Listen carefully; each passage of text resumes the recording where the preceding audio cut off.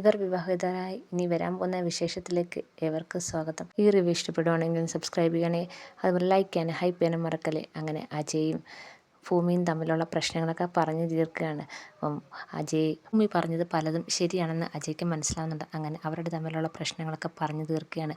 വീണ്ടും coffee house വീണ്ടും പ്രവർത്തനം ആരംഭിക്കാൻ അജയ് പറയുന്നുണ്ട്. അങ്ങനെ ഭൂമിയും കൊണ്ട് പോലീസ് സ്റ്റേഷനിലേക്ക് അജയ് വരികയാണ്. അജയ് വന്നിട്ട് അവർ തമ്മിലുള്ള പ്രശ്നങ്ങളൊക്കെ പറഞ്ഞു തീർക്കുന്നുണ്ട്. അപ്പോൾ അവിടുത്തെ മറ്റു കോൺസ്റ്റബിളുമാരൊക്കെ പറയുന്നുണ്ട്, ഇവർ തമ്മിൽ വലിയ പ്രശ്നമായിരുന്നല്ലോ, അതൊക്കെ തീർന്നോ എന്ന് ചോദിക്കുന്നുണ്ട്. അതൊക്കെ തീർന്നു കാണും എന്നൊക്കെ അവർ അങ്ങോട്ടും ഇങ്ങോട്ടും സംസാരിക്കുന്നുണ്ട്.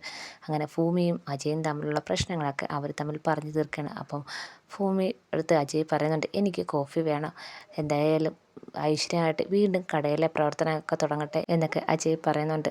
ഇതിനിടയ്ക്ക് ഭവാനിയും അഞ്ജനയും കൂടെ ആ വീട് വിട്ട് പോയ കാര്യം ഭൂമി എടുത്ത് പറയുന്നുണ്ട്. ഞാൻ അവളെ വിവാഹം കഴിക്കുമെന്ന് ഉറപ്പ് കൊടുത്താൽ മാത്രമേ തിരിച്ചു വരത്തുള്ളൂ. ഇപ്പം വീട്ടിലെല്ലാവരും എന്നെക്കൊണ്ട് അവളെ വിവാഹം കഴിപ്പിക്കാൻ നോക്കിയാണ്.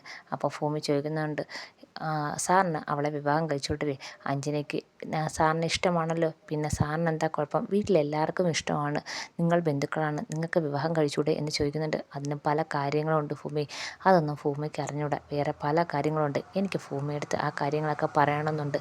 ഭൂമിയുടെ സമയം പോലെ നമുക്ക് ആ കാര്യങ്ങൾ സംസാരിക്കാം, മറ്റാരും കേൾക്കാതെ എവിടെയെങ്കിലും മാറി ദൂരെ എവിടെയെങ്കിലും പോയി വേണം നമുക്കതിനെക്കുറിച്ച് സംസാരിക്കാൻ എന്ന് ഭൂമിയെടുത്ത് അജയ് പറയുന്നുണ്ട്. ശരി, സാറിൻ്റെ സമയം പോലെ എപ്പോഴാണെന്ന് പറഞ്ഞാൽ മതിയെന്ന് ഭൂമി പറയുന്നുണ്ട്.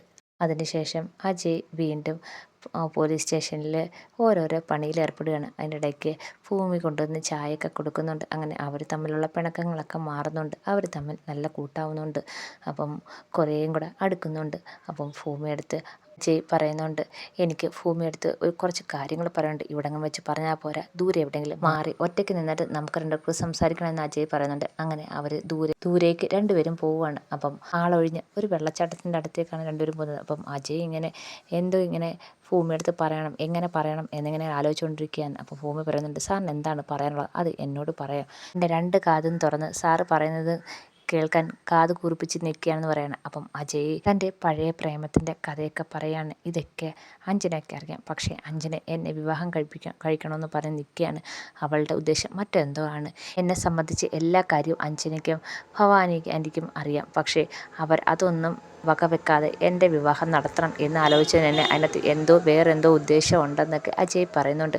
അപ്പം അജയ് തൻ്റെ പഴയ കാര്യങ്ങളൊക്കെ പറയുകയാണ്. ഞാൻ എഴുതുന്ന കവിതകളുടെ അവസാനം എല്ലാം പൂർത്തീകരിക്കാതെ അവൾക്ക് വേണ്ടി ഞാൻ കാത്തിരിക്കുകയാണ്, എനിക്ക് അവളെ അത്രയേറെ ഇഷ്ടമാണെന്നൊക്കെ അജയ് തൻ്റെ പഴയ കാര്യങ്ങളെല്ലാം പറയുന്നുണ്ട്. ഇതൊക്കെ കേട്ട് ഭൂമി എന്നെ ഞെട്ടിയിരിക്കുകയാണ്. അപ്പോൾ ഭൂമി ചോദിക്കുന്നുണ്ട്, സാർ ഇതൊക്കെ എന്നോട് പറഞ്ഞിട്ട് ഞാൻ എന്ത് ചെയ്യാനാ, എനിക്ക് എന്ത് ചെയ്യാൻ പറ്റും, സാർ എന്തിനാണ് എന്നോട് ഇതൊക്കെ പറയുന്നതെന്ന് ചോദിക്കുന്നുണ്ട്. അപ്പം അജയ് പറയുന്നുണ്ട്, ഞാൻ പെട്ട പ്രശ്നത്തിൽ നിന്ന് രക്ഷപ്പെടാൻ ഒറ്റ വഴിയുള്ളൂ, അതിനുവേണ്ടി ഭൂമി എന്നെ സഹായിക്കണമെന്ന് പറയുകയാണ്.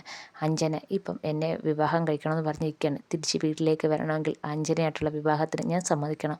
അതിനുവേണ്ടി എല്ലാവരും എന്നെ സമ്മർദ്ദം ചെലുത്തിക്കൊണ്ടിരിക്കുകയാണ്. ഞാൻ വിവാഹത്തിന് സമ്മതിച്ചാലേ അവർ വരത്തുള്ളൂ, മുത്തശ്ശി ഉൾപ്പെടെ ഞാൻ അവളെ വിവാഹം കഴിക്കണമെന്ന് പറഞ്ഞിരിക്കുകയാണ്. അപ്പോൾ ഭൂമി വീണ്ടും ചോദിക്കുന്നുണ്ട്, അതിന് ഞാൻ എന്ത് ചെയ്യാൻ പറ്റും. അതിന് ഭൂമിയെടുത്ത് കാര്യങ്ങളൊക്കെ പറയുകയാണ്. നമ്മൾ തമ്മിൽ ഇഷ്ടത്തിലാണെന്ന്, വിവാഹം കഴിക്കാൻ താല്പര്യമുണ്ടെന്നൊക്കെ കാര്യം അവരെ അറിയിക്കാമെന്ന് പറയുന്നത്. അപ്പോൾ ഭൂമി ചോദിക്കുകയാണ്, സാർ എന്തൊക്കെയാണ് ഈ പറയുന്നത്. അപ്പം അജയ് പറയുന്നുണ്ട്, അതൊക്കെ ഒരു അഡ്ജസ്റ്റ്മെൻറ്റ് മതി, അവരുടെ മുന്നിൽ മാത്രം, നമുക്കറിയാലോ നമ്മൾ അങ്ങനെ ഇഷ്ടത്തിലൊന്നും അല്ലെന്ന്.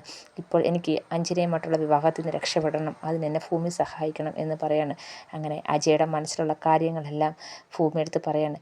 ഭൂമിക്ക് സമ്മതമാണെങ്കിൽ നമുക്ക് ഈ കഥയുമായിട്ട് മുന്നോട്ട് പോകാം എന്നൊക്കെ പറയുന്നുണ്ട്. ആയാലും ഭൂമിക്ക് ഇപ്പോൾ ഒറ്റയ്ക്ക് താമസിക്കാൻ പറ്റില്ല, അതിന് സുരക്ഷിതമായൊരു സ്ഥലം വേണം, മാത്രവുമല്ല നമ്മുടെ അടുപ്പത്തെക്കുറിച്ച് വീട്ടിൽ പറയാം. അപ്പം ഉടനെ ഭൂമി ചോദിക്കുന്നുണ്ട്, അത് അങ്ങനെ പറയുമ്പം നമ്മുടെ വിവാഹം ഉറപ്പിച്ചാലോ എന്നൊക്കെ ചോദിക്കുന്നുണ്ട്. അപ്പോൾ ഉടനെ അജയ് പറയുന്നുണ്ട്, ഇനി എന്ത് വന്നാലും നമ്മൾ തമ്മിൽ സൗഹൃദം മാത്രമാണെന്ന് നമുക്കറിയാമല്ലോ, പിന്നെന്തിന്, ഇപ്പോൾ എൻ്റെ ഏറ്റവും വലിയ പ്രശ്നം അഞ്ജനയാണെന്ന് പറയാണ്. അതുകൊണ്ട് ഭൂമിക്ക് എന്നെ സഹായിക്കാൻ പറ്റുമെന്ന് ആലോചിച്ചിട്ട് തീരുമാനമെടുക്കാൻ പറയാണ്. ഭൂമി ഇതൊക്കെ കേട്ട് ഇങ്ങനെ ആലോചിക്കുകയാണ്.